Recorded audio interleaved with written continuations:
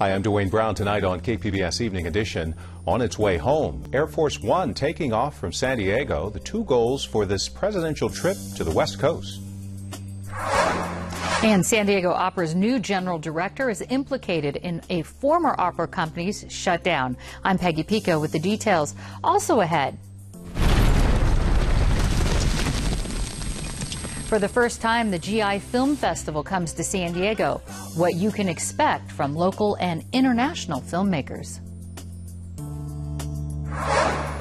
He knows how to put things in the oven by himself. But you see, all this, it had to be me teaching him. Falling behind on autism, the trends that may have children of color missing out on a critical intervention. KPBS Evening Edition starts right now.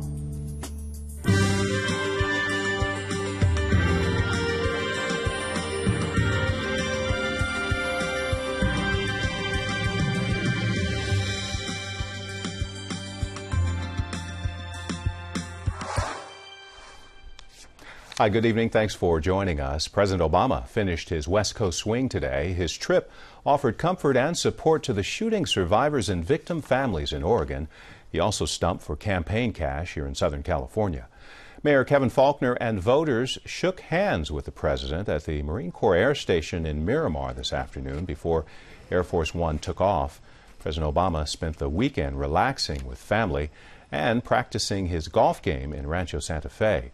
The president did not have any public events in San Diego. Some fans drove around the neighborhood hoping for a glimpse of his motorcade. I wanted my son to see the president. I just wanted him to see the first black president that we've had. Since he's a young black man, I wanted him to be able to see him. He'll never have a chance to see President Obama again, probably.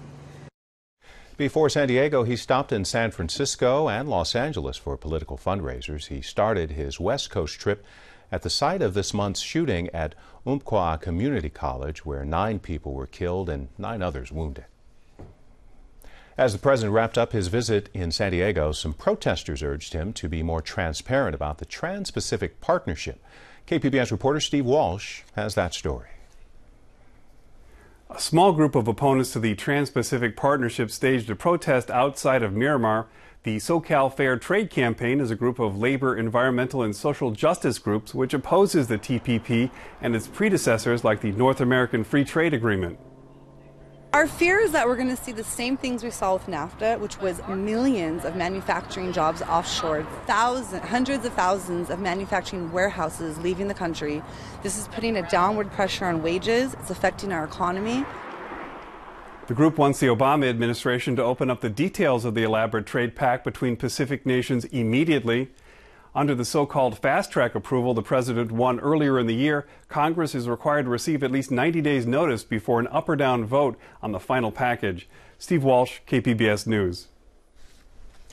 Record high temperatures broken for October over the weekend. The National Weather Service in San Diego says high pressure parked over the southwest sent temperatures soaring into the upper 90s and triple digits, including 3 straight days of 100-degree temps in downtown Los Angeles.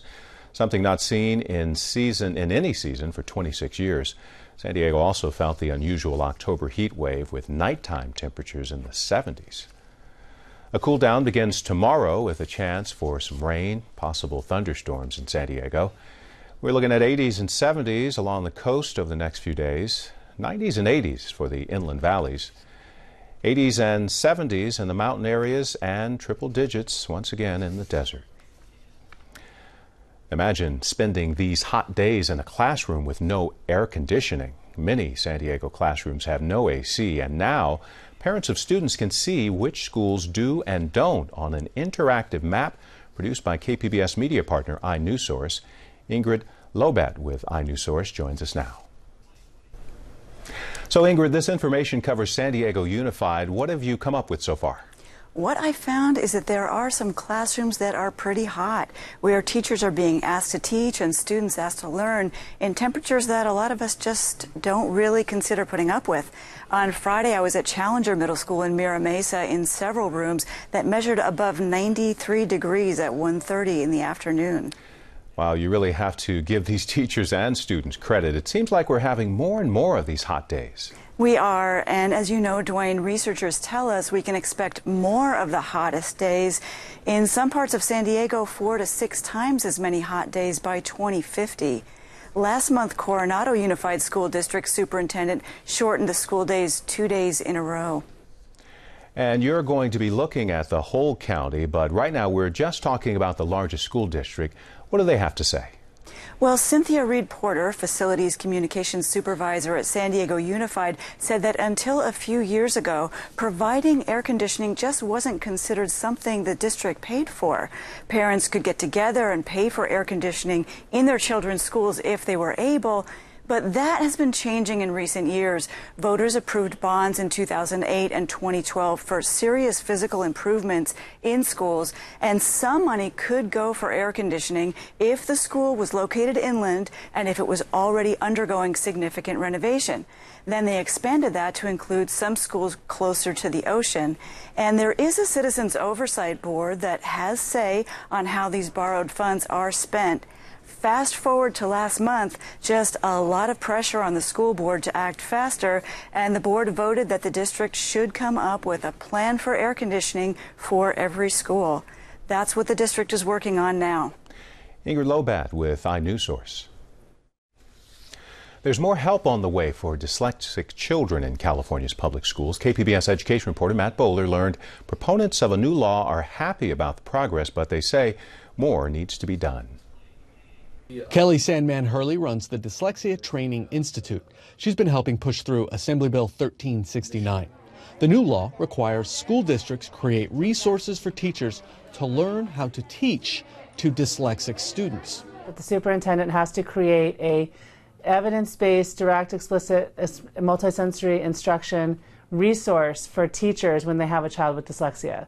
But Sandman Hurley says just having the word dyslexia in a law like this is a coup in and of itself. We are really excited that dyslexia is now in the law, that the word is there, that there's awareness, that there's better testing, assessing for it, that there's going to be a resource, but we're really looking forward to taking it a little bit further.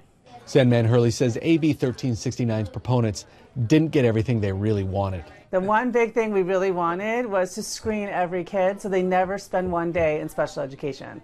But Sandman Hurley says that'll be in the next law she's going to be working for. Matt Bowler, KPBS News. A new law prevents officers from conducting electronic searches without a warrant. From now on, police will be required to get a court order to search messages, photos, and other digital data stored on phones or company servers in the state. Governor Brown signed the bill just days ago. Civil liberties advocates say it's a victory. They also say law enforcement requests for people's electronic information has skyrocketed in recent years. New concerns over a proposal to allow inmates with violent backgrounds to fight wildfires. The Corrections Department is proposing adding inmates if their security classification level has been reduced after years of good behavior. The decision is pending final approval from the Corrections Department and a sign-off from the Department of Forestry and Fire Protection. The history of San Diego's Sheriff's Museum in Old Town dates back to the horse and buggy days when they wore 10-gallon hats and carried six-shooters. Now, after 3 months of major renovations, it's open for business again. The last thing anyone wants to do is get locked up. Enjoy. We're innocent. We didn't do it. In this case, it's all for fun at the reopening of the Sheriff's Museum on San Diego Avenue in Old Town, where the first sheriff was a Hungarian count who built the jailhouse out of cobblestone in 1850 and later started a wine business. He built the first jail just right on the next property over, actually. And the first guy to escape out of that jail was Roy Bean, famous hanging judge. He escaped, went to Texas, and became a judge there, go figure. Don Fowler was a San Diego Sheriff's deputy for 33 years. After he retired, he came to work here as a volunteer. Yeah, I didn't go willingly, but it was the right time. And we saw a lot of innovation over those years, Didn't have computers, on desks, much less patrol cars, and all of the non-lethal weaponry that we have now and all the technological resources that we have to do our work now. Everything in the museum is authentic and previously used by law enforcement and spans the terms of 30 San Diego sheriffs. The museum's co-chair, Chuck Curtis, says it was named after the late Bill Collender when it opened in 2001. But Sheriff Collender brought us into the 21st century. He got along well with the Board of Supervisors and the other politicians. He hated politics, but he was a great politician. He got things done. All this was done with volunteer dollars and volunteer hours. The Sheriff's Department also has a history of diversity. The very first deputy was a black man. One of our sheriffs was a Cherokee Indian, and we had the first female deputy in the 1920s.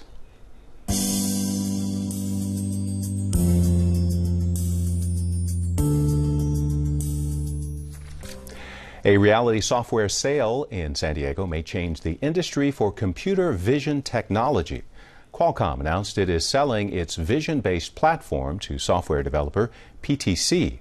Dow Jones Business News says the deal is worth nearly $65 million. The software was used to build mobile apps for Android and iPhone devices. It helped apps see by connecting the physical world with digital experiences. The sale is expected to close by the end of the year. Drama offstage at the San Diego Opera. The opera's new director has been implicated in the shutdown of his former opera company. Peggy Pico explains. David Bennett was hired as San Diego Opera's new general director back in March. Before that, he was managing director at New York City's Chamber Opera, which is now shutting down after 15 years, and the leadership there blames the closure on Mr. Bennett. KPBS reporter Angela Carone joins me with the details. And Angela, let's start with what you found out about what happened at the Gotham Chamber Opera. Well, I spoke with the executive director there, the person who replaced David Bennett. His name is Edward Barnes. And basically, after he was hired in May, he discovered $600,000 in unpaid bills that were never put on the books. And so these are things like invoices from artists, vendors, photographers, and some unpaid debt to unions as well, actually. And he discovered that, for example, the workman's comp insurance hadn't been paid for 9 months. And so New York State fined the Gotham $30,000 as a result. And this is obviously quite a bit of debt for a small arts organization. I mean, their annual budget is just shy of $2 million. And so it was that debt that ultimately forced the board to vote to shut down the organization. And how did that implicate San Diego Opera's new director, David Bennett? Well, Edward Barnes said that there was one person in charge of the finances of the organization, and that one person was David Bennett. And it was his job to put these invoices into the accounting system and to generate the financial reports to the board. And I spoke with a board member from Gotham. He's the vice president, actually, Johnny Moore Hawkins. And Hawkins said, you know, the board was completely surprised about this $600,000 in unpaid bills and that they couldn't have known about it because these things, again, these bills were not put on the books. And what is David Bennett's response to this? Right. So Bennett would not talk to us for this story, but he did issue a lengthy statement. And in it, he said that, these are his words, that the board at the Gotham during the transition in leadership finally grasped what he and this small staff had known for many years, which was that the financial condition at the Gotham was, again, quote, more perilous than the board had ever realized. He didn't talk directly to you, but issued that statement. Now, it's been less than 2 years since San Diego Opera actually faced their own threatened shutdown. Many people will remember that. So what are board members saying in regards to this as far as Bennett in light of these accusations? Well, Carol Lazier, who is the board president at the San Diego Opera, she too would not speak to us, but she did issue a statement. And in it, she said that she and the San Diego Opera Board stand behind and support David Bennett 100%. She went on to say that the opera has worked really hard to create these strong internal financial controls that would free David Bennett up to do the kind of creative leadership of the company. And it is true that San Diego Opera is a very different organization than the Gotham. It's much larger, it has a much larger budget. There's a COO on staff as well as a CFO. So they're handling the entire financial side of the organization. And so it does seem that David Bennett is in charge of, driving the artistic operation. All right, KPBS reporter Angela Carone, thank you so much. Thank you, Peggy. It's the highest academic honor in the world, and it's highlighting research on poverty. A campus audience applauded Princeton scholar Angus Deaton, who won the Nobel Prize in economics today. His research raised questions about sweeping solutions to poverty and about the effectiveness of aid programs. Deaton, who holds both U.S. and British dual citizenship, says he was delighted to win and was pleased the committee awarded research concerning the world's poor. But I do worry about a world in which the rich get to write the rules, which the rest of us then have to obey. So inequality seems to me a very serious threat. Deaton will receive a prize of more than $900,000. He becomes the 6th scholar affiliated with Princeton to win a Nobel since it was first awarded in 1969. African American and Latino children with autism tend to be diagnosed later in life than Caucasian children. The difference can be as great as 2 or 3 years, so they can miss out on important early intervention. Innovation Trail reporter Sasha Ann Simmons looks into the reasons why. Get you brownies. Okay. He can make his own pizza. He can get potatoes and try to cut it. That way somebody can fry it for him.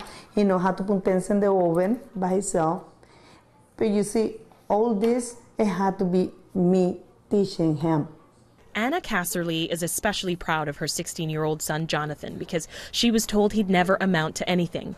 He was diagnosed with autism spectrum disorder more than a decade ago, and it's been a long road to independence for this teen. The Gates mother has struggled to get her boy proper medical attention. When he was 2, Jonathan suddenly stopped communicating and making eye contact. When she took him to doctors, she was called crazy for thinking something was wrong, until nearly a year later. He looked at him and said, "Oh yes, I'm sorry to tell you.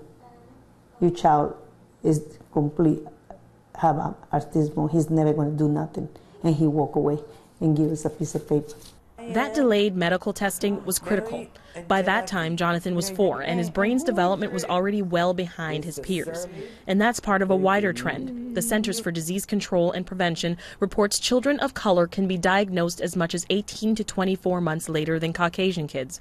And African American and Hispanic children are more likely to be misdiagnosed. They think we want a paycheck, especially when you're minorities. Autism can look different in a white child compared to one of color, and experts agree cultural differences play a role. But there's also concern that access to services depends on which community you're a part of. There's a lot of programs in there that you think we know. Thanks to a friend of mine that she's white, she's the one that come and tell me, look, they opened this program. Look, this is what they doing this. And we had the same coordinator. Christopher Suriano works with the Rochester City School District. So I think we need to look at better access to community resources, community centers that focus on students with autism. So I feel there is a lack of community resources for that particular disability. It's Suriano's job to come up with new programs to help children with disabilities transition from primary school onward. We need to take the responsibility to ensure that communities are better informed and that there are resources out there for parents. The school district has spent a lot on staffing, but Suriano says there's still an issue securing more bilingual special education teachers. To be very honest with you, we don't really have like specific training around cultural, the different disabilities and the cultural aspects that would be impacting that student with disability. We look at the student's disability as a whole. Environmental factors can also trigger autism. Recent studies have linked air pollution to the onset of the disease. And since minority communities are more likely to be located near heavy trafficked parts of the city, there is yet another disadvantage for those children. I would say it could contribute here. Those people probably experience different risk factors. And so I might expect to see, and nobody's done this study yet, higher levels of autism. And anecdotally, Casserly says there's a pattern of autism in her community that she links to levels of air pollution. The sprayway is there, and we have 1, 2, 3, 4, 5 kids with autism around here. Innovation Trail is a collaborative reporting project made possible by the Corporation for Public Broadcasting. I'm Judy Woodruff. On the next NewsHour, Soledad O'Brien joins the NewsHour for a 3-part series looking at ways to improve life in the Democratic Republic of Congo. That's Monday on the PBS NewsHour. Coming to San Diego tomorrow, a cinematic legacy from the front lines. Filmmakers share the stories of military men and women and their loved ones. Peggy Pico takes a look at this unique film festival. The GI Film Festival San Diego is a collaboration between KPBS, the GI Film Group, and the San Diego Film Consortium. The 6-day festival showcases local filmmakers and actors through movies and documentaries that span decades of military conflicts, wars, personal struggles, and triumphs. The festival kicks off with the thriller Kilo to Bravo, about a group of British troops fighting in Afghanistan who encounter a real-life incident. Take a look. Anything happens to me down there, tell your mum I love her.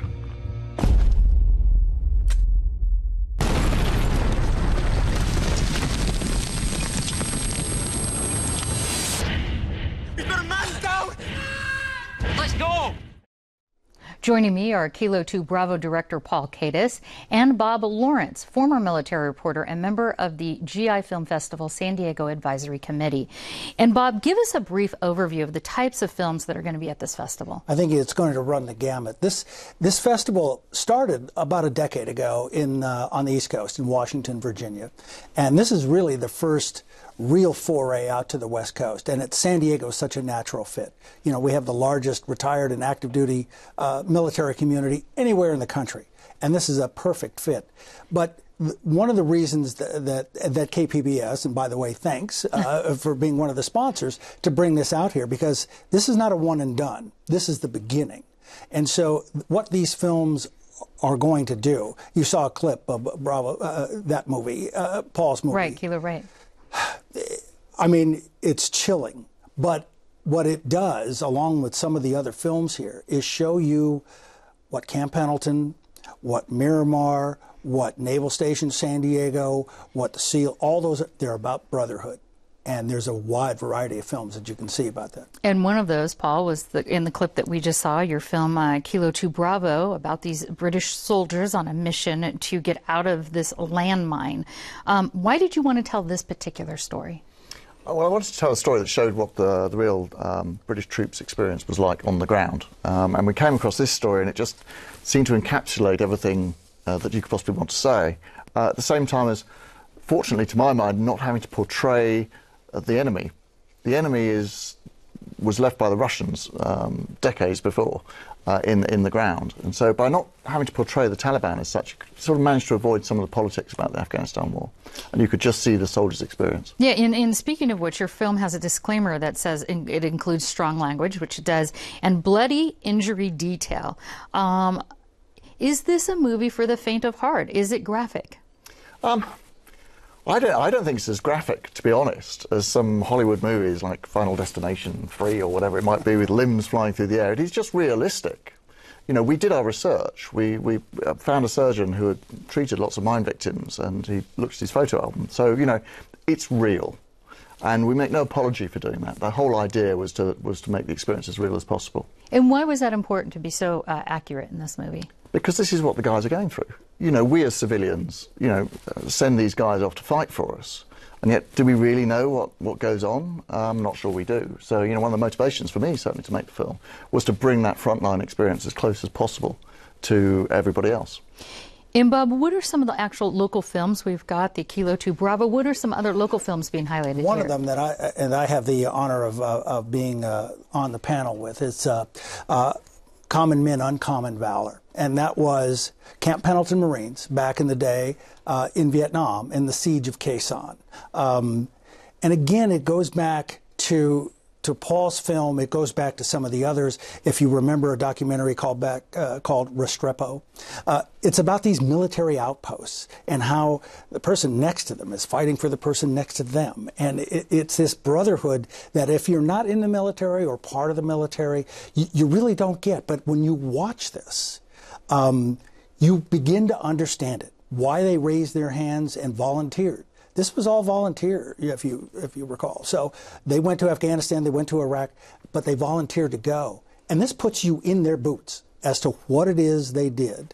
The other part of these films, Max is another one. That's going to be on the Midway on Friday. These are about service dogs. They have the story about VVSD, the Veterans Village of San Diego, how that started. They even have a documentary, another panel that I'm going to do about World War I, how these guys from Yale decided to fly. Certainly it spans it, and I see you nodding. What would you like to see, Paul, people walk away from this, not just with your film, but from the whole festival? Well, it is about sort of opening your mind to the experience of troops on the front line, I think. And, you know, so I'd encourage the general public as much as possible to go to sit, because in a sense, you know, that's who these films are made for. We will probably get a good military audience because they like seeing their own jobs portrayed, but I think I'd say the general public needs to see it. Open to everyone. All right, film director Paul Kadis and Bob Lawrence, thank you so much. I want to let folks know that the GI Film Festival San Diego starts tomorrow night at 7 at the Museum of Contemporary Art in La Jolla.